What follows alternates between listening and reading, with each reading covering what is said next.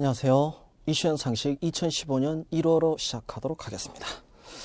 자, 원래부터는 판형이 조금 바뀐 부분이 있죠. 상당히 보기 편하게 된 부분들이 있습니다. 물론 핵심을 짚기에 유용한 부분도 있지만 조금 더 깊은 얘기들은 수업을 통해서 접근을 해보도록 하겠습니다. 자, 첫 번째 핫 이슈 시작하도록 하겠습니다. 이달의 칼럼에 나와 있는 인구구조 대변혁에 대한 얘기를 좀 정리해 보도록 합시다. 자, 인구구조를 좀 보도록 할게요. 위쪽이 고령, 아래쪽이 젊은 인구, 연소 인구라고 보도록 합시다. 안정적인 인구구조라고 하면요, 이런 피라미드 형태를 얘기합니다. 다시 말해서 젊은 층이 많아야 돼요. 그리고 고령 인구가 상대적으로 적다고 하면 왜 이게 사회적으로 안정적이 될 수밖에 없냐? 일단 경제활동 인구가 많아지게 됩니다. 생산성이 향상이 되죠. 경제 성장률이 높아진다는 얘기예요. 그리고 복지제도의 경우에도 젊은 인구들이 탄탄하게 나이 든 사람들을 먹여 살릴 수 있는 구조가 됩니다. 그런데 문제가 뭐냐? 저출산, 고령화 등으로 인해서 인구구조가 점점 변해가고 있죠. 처음엔 어떻게 될까요? 출산율이 떨어지니까 나이 어린 인구가 점점 줄겠죠. 그러다 보면 어떻게 되냐? 이런 항아리형이 되어버리기도 합니다. 심해지면 어떻게 될까요? 역삼각형, 역피라미드 형태가 되어버리겠죠. 숫자가 주는 대신 고령 인구는 늘어나 버립니다. 이게 지금 문제가 되고 있는 인구구조의 대변혁을 얘기하죠. 어떻게 되냐? 일을 할 사람은 없어요. 그런데 복지 혜택을 필요로 하는 나이 든 인구만 늘어나 버린다는 얘기죠. 문제는 뭐냐면 이 속도가 우리는 너무 빠르다는 데 있습니다. 자, 고령화 속도의 경우에는요, 전 세계에서 가장 빠른 수준이라고 하죠. 고령화에 접어들면서 고령 인구가 전체 인구의 20% 이상이 되는 초고령 사회로 가는 속도는 전 세계에서 우리가 가장 빠르다고 합니다. 자, 국가 통계 포털에 나와 있는 고령 인구 비중을 좀 보도록 합시다. 우리가 고령화 사회, 자, 유엔에서 65세 이상 인구가 차지하는 비중을 7%, 14% 그리고 20%로 나누어서 7% 이상이 고령화 사회, 고령 사회, 초고령 사회라고 하죠. 우리 고령화 사회에 접어든 게 이게 2000년입니다. 고령 사회로 진입하는 게 예정된 게 2017년인데 2026년이면 이미 전체 인구에서 65세 이상이 20% 이상이 돼버린다고 하죠. 이 빠른 속도로 인해서 앞으로의 문제가 있습니다. 어떤 식으로 해결해야 될까요? 인구 패러다임이 변한다면 거기에 맞춰서 가야 되는데 일단 출산율을 끌어올리기 위한 정책이 먼저 우선시돼야겠죠. 근데 이 정책은요, 단기간 효과가 나기에는 쉽지는 않습니다. 장기적인 그런 제도의 변화가 필요하겠죠. 당장 어떻게 보면 현실적인 답은 여성 노동 인구를 활용하는 게 아닌가 싶네요. 거기에 대한 대책 분명히 필요한데 문제는 뭐냐면 인구가 변화하는 거는요, 점진적이에요. 하지만 인구 변화로 인해서 그 영향은요, 순식간에 오게 되죠. 우리가 문제가 있다라고 느끼는 순간은 이미 대책 세우기에는 늦습니다. 빨리 준비해야 되지 않을까 싶네요. 자, 내용이어서 오랜만에 국회가 밥값을 했다고 합니다. 밥값했다는 게 딴 게 아니라 예산안을 정상적으로 심의 의결해 줬다는 얘기죠. 이걸 밥값했다고 얘기하는 것도 좀 웃긴 얘기인데 예산 심의 의결 절차에 대해서 간략하게 좀 보도록 하겠습니다. 예산은 편성되고 나면 심의 의결 과정을 거쳐야 되고요. 그 과정 이후에 이제 집행으로 넘어가게 됩니다. 집행 이후에는 결산하고 그리고 결산 심사를 하게 되는데 간단하게 얘기하자면 자, 편성은 마무리 져야 될 기간이 있죠. 일단 주체를 좀 보자면 편성의 주체의 경우에는 행정부입니다. 정확하게 얘기하면 행정부의 기획재정부라고 봐야겠죠. 심의 의결을 국회에서 하면 행정부가 집행을 하게 되죠. 자, 결산은 어디에서 합니까? 감사원에서. 결산 심사는 국회에서 하게 되죠. 자, 이때 집행하는 기간이 회계연도란 말이에요. 회계연도는 1월 1일에서 12월 31일이 되는데 편성이 언제까지 끝나야 되냐? 회계연도 90일 전까지. 심의의결이 언제까지 끝나야 되냐? 회계연도 30일 전까지. 그럼 계산상 어떻게 됩니까? 12월 초순에는 끝나야 된다는 얘기예요. 2015년 예산은 2014년 12월 초에 끝나야 되는데 이게 통과가 쉽게 안 됐던 게 문제가 되죠. 기간으로 치면 그 10년 만이라고 그러던가요? 통과는 시켜주긴 했어요.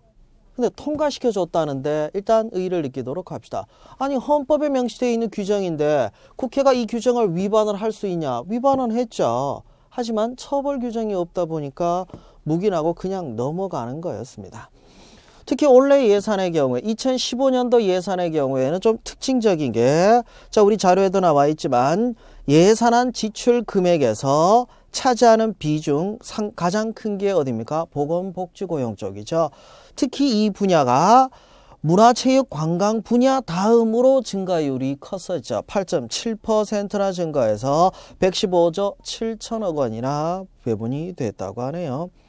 그만큼 국민에게 꼭 필요한 분야에 많은 예산들이 반영됐다는데 좀 의의가 있는 것 같습니다. 세부적인 항목들은 뭐 그 정도 보도록 하시고 쟁점이 됐던 영역들 몇 가지 보도록 할게요. 첫 번째, 담배세 논란입니다. 자, 세금을 구분을 할 때는요. 직접세라고 하는 게 있고 간접세라고 하는 게 있죠. 직접세는 대부분 소득이나 재산을 기준으로 부과를 합니다. 간접세는 소비를 기준으로 하죠. 직접세에 가장 큰 의미가 있는 거는 뭐라고 볼 수 있죠? 소득 재분배 효과가 있다는 거죠. 자, 간접세의 경우에는 어떻습니까? 과세가 용이에요. 이게 가장 큰 장점인데 물론 단점도 있습니다. 직접세 비중이 높아지게 되면요. 조세 저항, 세금 안 내려고 해요. 간접세의 문제는 뭘까요? 직접세의 장점이라고 할 수 있는 게 간접세의 단점이 될 수 있습니다. 원래 직접세는 누진세예요. 소득이 증가할수록 세율이 높아지는 반면 간접세는 비례세인데 문제는 뭐냐면 소득이 다른데 똑같이 적용이 돼버리다 보니까 사실상 역진성을 띠고 있죠. 소득이 낮은 사람일수록 세금을 많이 내는 이런 결과가 나옵니다. 그럼 어떻게 될까? 역진성으로 인해서 빈부격차가 심화될 우려가 있다는 거죠. 결국 담배세도 간접세다 보니까 이런 부작용에 대해서 고민할 수밖에 없습니다. 물론 정부는 국민의 건강을 위해서라고 얘기를 하고 있습니다. 근데 문제는 뭐냐면 흡연자들을 위해서 예산이 쓰이지는 세금이 거쳐진 게 흡연자를 위해서 쓰이지는 않습니다. 그리고 담배 가게 경고 그림 등은 이번에 빠져버렸거든요. 정말 국민을 위한 건지 아닌지 조금 고민을 해봐야 될 게 아닌가 싶네요. 자, 그리고 또 다른 이슈 중에 하나입니다. 가계소득 증대 3대 패키지로 분류가 됐던 근로소득 증대과세, 배당소득 증대과세, 기업소득 환류세제 요 부분이 통과되기는 했는데요. 좀 그러네요. 네, 통과되긴 됐지만 이게 실질적인 소득으로 이어질 수 있을지에 대해서 그건 좀 고민을 해봐야 되지 않을까 싶네요.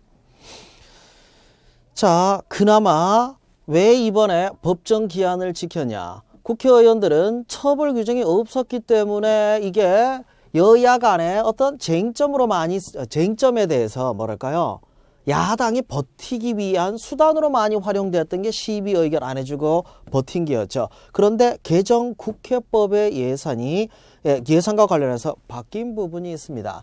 예산안이 심의 의결되려면요. 국회 내에 예산과 관련된 특별위원회인 예산결산특별위, 일명 줄여서 예결위라고 하죠. 예결위 통과되고 나서 본회의를 거치게 되는데 일반적으로 예결위에서 브레이크 거는 경우들이 많았습니다. 이번에 개정된 국회법의 경우에는 예산안 등 본회의 자동 부의라고 해서 예산안이 매년 11월 30일까지 예결위에서 맞춰주지 않으면 어떻게 됩니까? 바로 본회의로 넘어가 버려요. 자, 그러면 본회의에서는 여당이 더 많단 말이에요. 그럼 여당이 밀어붙이기가 가능하죠. 야당 입장에서 굳이 시간 끌어봐야 의미는 없는 그런 결과가 되어버렸습니다. 그럼 잘 된 거 아니냐? 꼭 그렇다고 볼 수도 없는 게 예산안은요. 빨리 통과되면 통과될수록 쓸데없는 예산들이 많이 반영될 수 있다고 하죠. 자, 그러다 보니까 신속한 건 좋은데 과연 이게 제대로 예산이 심의 의결됐는지 국회에서 제대로 그 역할을 했는지에 대한 또 다른 의문이 생기네요. 자, 실제로 시민단체 등은 이번 예산안 통과시킨 거에 대해서 비판을 많이 합니다. 사실상 정부가 예산안 편성했던 기본적인 틀에서 크게 벗어나지 않았지 국회가 제 역할을 못했다는 비판도 있습니다. 국회가 제 역할을 하기 위해서 시간을 끌었었다면 이게 문제가 되지는 않았겠죠. 그런 내용들 정리해봤습니다. 자, 연말 연초 이어지는 과정에서 2014년 말이었죠. 삼성과 하나가 빅딜을 했습니다. 삼성의 방위산업, 화학과 방산 분야가 어디로? 바로 한화로 넘어갔죠. 그럼 한화는 넘겨받았는데 뭘 줬냐? 돈 줬죠. 뭐 삼성은 얻은 게 없는데 왜냐? 삼성이 3대로 이 뭐랄까요? 기업의 경영권이 넘어가는 과정에서 지배구조를 정리하기 위한 자금을 마련했다는데 의의가 있겠죠. 자, 선택과 집중이 왜 필요하냐? 지금까지 이전과 이후로 이전에는 어땠어요? 고성장을 하던 시기였죠. 지금은 어떻습니까? 뉴노멀 시대라고 얘기하죠. 저성장 시대라는 얘기예요. 과거처럼 경제성장률이 그렇게 높게 나올 수도 없습니다. 일자리 그렇게 많이 나올 수도 없어요. 이런 시대에 직면을 하다 보니까 이전까지 우리나라 대기업들의 전략은 뭐냐면요. 골고루 전부 다 하자는 거죠. 근데 이제는 어때요? 선택과 집중이 필요합니다. 확실하게 필요한 분야로 집중하겠다는 거죠. 삼성의 경우에는 석유화학이라든지 방위산업 이런 거 다 정리하고 될 만한 분야 확실하게 정리하고 이제 집중을 하겠다는. 그리고 하나의 경우에도 방위산업 분야에서 원래 하나그룹이 방위산업체에서부터 출발을 했거든요. 이쪽에 집중을 해서 규모를 키우겠다. 뭐 그런 의도라고 볼 수 있습니다. 자, 문제는 뭐냐면 이후에 어떤 문제들이 남았는지 그 부분이 더 의미가 있겠죠. 삼성의 경우에는 3세 경영권, 이제 이후에 경영권 승계 구도에서 약간의 변화가 생겨버린 게 화학이나 방산 분야를 빼버리고 나니까 다시 정리하는 과정이 필요하겠죠. 하나의 경우에도 마찬가지죠. 이제 선택과 집중을 하기로 했다고 하면 이제 거기에 대한 자금, 이제 빅딜에 대해서 돈을 줘야 될 거 아니에요. 이로 인해서 재무 분야의 문제가 발생할 수 있다는 리스크도 있습니다. 우리 자료에는 빠져 있지만 더 큰 문제들이 있네요. 고용 승계에 대한 문제.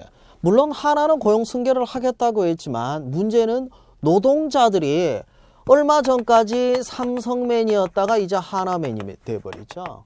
자, 이 부분에 대해서 각종 복지 혜택을 비롯해서 다양한 분야의 변화가 있을 텐데 노조 측에서 주장하는 건 우리는 아무런, 노동자 쪽에서 주장하는 거죠. 우린 아무런 모도 없이 갑자기 이렇게 통보받았다는 그런 비판도 있습니다. 지배구조의 변화 때문에 회사가 주인이 바뀌어버려요. 평생 동안 삼성이라는 이름하에 있다가 갑자기 바뀌어버리는, 조금 황당하지 않을까라는 생각도 드네요. 기업이 발전하는, 근데 문제는 뭐냐면 팔아버리면 더 이상 그 기업은 오너의 것은 아니겠죠. 그럼 또 다른 오너에게 주고받는, 어떻게 보면 지배권을 위한 사유물로서 사용돼 버린 게 아닌가 뭐 이런 비판들도 있겠죠. 이 부분에 대해서 양측에서 어떤 식으로 정리해 가는지 좀 지켜볼 필요가 있을 것 같습니다. 자, 그 정도 내용으로 정리하고 미국의 퍼거슨 사태로 가도록 할게요. 미국의 인구 구조를 보면요. 원래는 백인, 흑인, 그 다음이 히스패닉, 아시아계였다고 하죠. 근데 지금 인구 구조가 점점 변하고 있는 게 백인을 바로 추월하고 있는 게 히스패닉계입니다. 그 다음이 흑인이에요. 그 다음이 아시아계예요.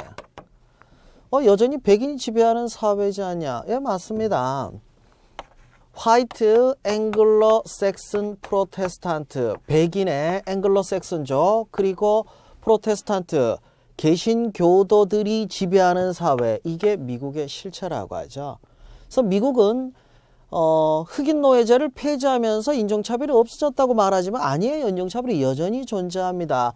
쿠클럭스 클랜이라고 흑인의 인권을 탄압하는 인종차별 단체 많이 들어보셨을 거예요. 없어졌다고 하지만 아직도 미국인들의 마음에는 남아있는 것 같습니다. 특히 미국의 사법체계에서 이 문제들이 많이 드러나고 있죠. 자, 미국의 사법체계를 보면 일단 범죄가 발생되면 경찰을 거치겠죠. 경찰 거치면은 검찰을 거쳐서 법원에서 재판하는. 그럼 이게 뭐가 문제냐? 문제가 있는 게 미국은 배심제라는 걸 가지고 있거든요. 사법 분야에도 직접적으로 국민들이 개입을 합니다. 검찰에서는 대배심, 여기서는 배심. 자, 검찰에서 기소를 할지 말지 자체적으로 결정을 하냐. 우리나라는 기소 독점주의라고 해서 검사가 결정을 해요. 그런데 미국은 대배심이라고 해서 일반 국민들이 결정을 합니다. 법원에서 유무죄 판결, 이것도 배심원들이 하게 되죠. 문제는 뭐냐면 대부분 백인들이 많다는 거예요. 이쪽도 백인이 많고 이쪽도 백인이 많고 이쪽도 백인이 많다 보니까 이번 퍼거슨 사태의 경우에도 흑인이 사망했는데 대배심에서부터 끊겨버렸죠. 기소를 안 해버리니까 혐의가 있는 경찰이 처벌 안 받고 그냥 넘어가 버렸다는 거죠. 이런 사건들이 한두 건에서 끝난 게 아니라 계속돼 버리는 게 문제가 됩니다. 또 다른 문제는 뭐냐면 미국의 경찰 체계를 보면요. 지역경찰이 있고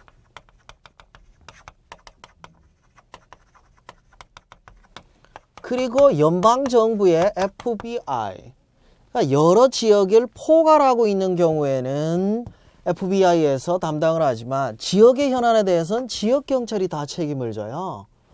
그러다 보니까 지역경찰, 주경찰이라고 하지만 카운티, 그러니까 주정부의 하위에 있는 지자체, 주방정부의 경우에는 지역경찰들이 알아서 하다 보니까 여기서도 공정성이 좀 떨어지는 문제들이 있습니다. 그래서 경찰 분야의 경우에서도 어떤 인종차별적 요소들이 많이 반영되고 있는 이런 문제들이, 자, 시위 확산의 경우에도 보면 많이 퍼졌죠. 자, 여기에 대해서 반발하는 인종차별 철폐 시위들도 있기는 합니다.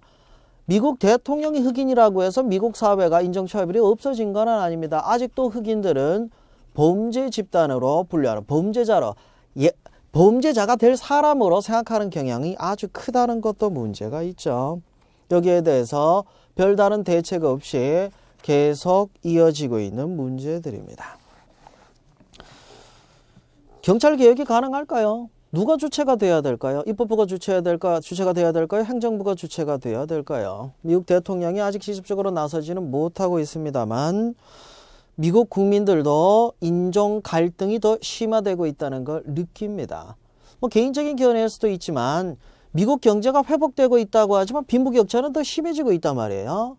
빈부격차가 심해지면서부터 미국 사회 갈등은 더 커지게 되고 그 갈등들이 인종 갈등으로 표출된 게 아닌가라는 생각도 좀 듭니다. 내용 이어가도록 합시다. 오바마 대통령의 이민개혁안 얘기 좀 볼게요.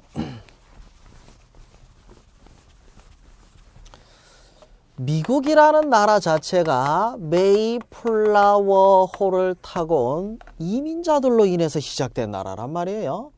자, 그런데 지금 그 경제 문제로 인해서 우경화가 좀 되고 있는 과정에서 그 반이민 정책들이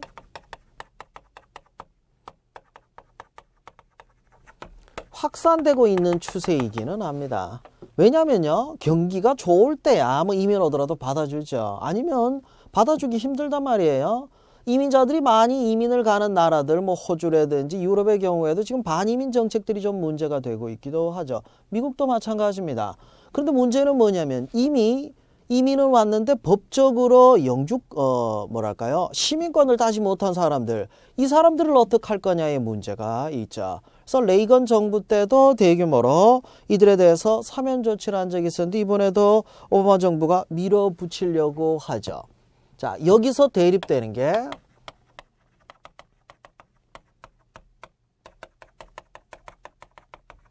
공화당 대 민주당입니다. 자, 공화당의 경우에는 반이민 정책들, 그러니까 이민에 대해서 반대하는 쪽이라면 반이민 정책에 대해서 찬성 쪽이라고 봐야죠. 이쪽은 반대하는 쪽이란 말이에요. 근데 공화당이 상원, 하원을 지금 다 장악하고 있죠.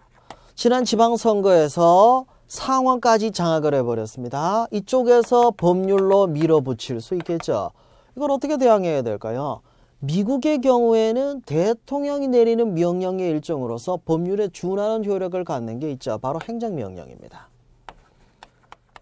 행정부를 장악하고 있는 민주당은 대통령의 행정명령을 통해서 밀어붙이는 게 가능합니다. 얼추 보면 이게 법률하고 비슷한 것 같아요. 효력은 비슷하니까. 근데 조금 차이점이 있다면 오바마 정부의 행정명령은요, 정권 바뀌어버리면 효력 없어요.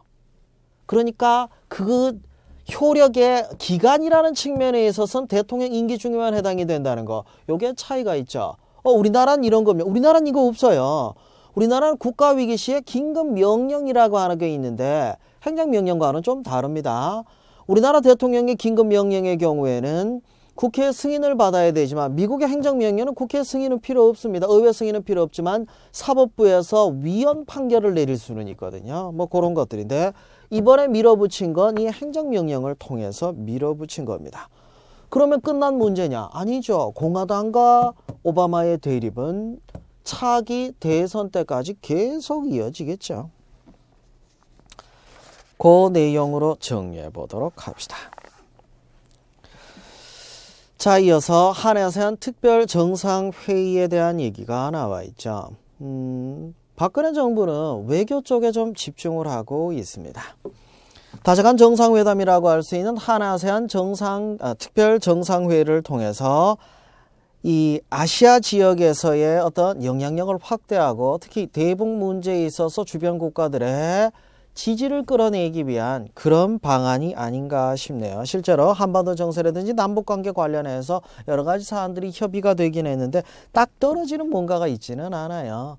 원래 이런 국제적인 회담의 경우에 쉽게 어떤 결정을 하는 건 자주 나오지는 않습니다. 뭐 그 정도로 정리하고, 자, 홍콩의 우산 혁명에 대한 얘기 좀 볼게요. 얘가 성공을 했으면은 시위가 아니라 우산 혁명이었겠죠. 근데 왜 우산 혁명이라는 표현을 더 이상 쓰지 않냐? 실패했으니까요. 왜 이 시위가 나왔는지 그 얘기 좀 보도록 합시다. 홍콩이 중국으로 반환되면서 중국은 일국양제라고 해서 고도의 자치권은 허용은 하되 주권은 허용하진 않았습니다. 그러다 보니까 홍콩이라는 도시국가라고 했죠. 뭐 완전한 국가라고 볼 수는 없으니 도시국가의 고도의 자치권은 허용하되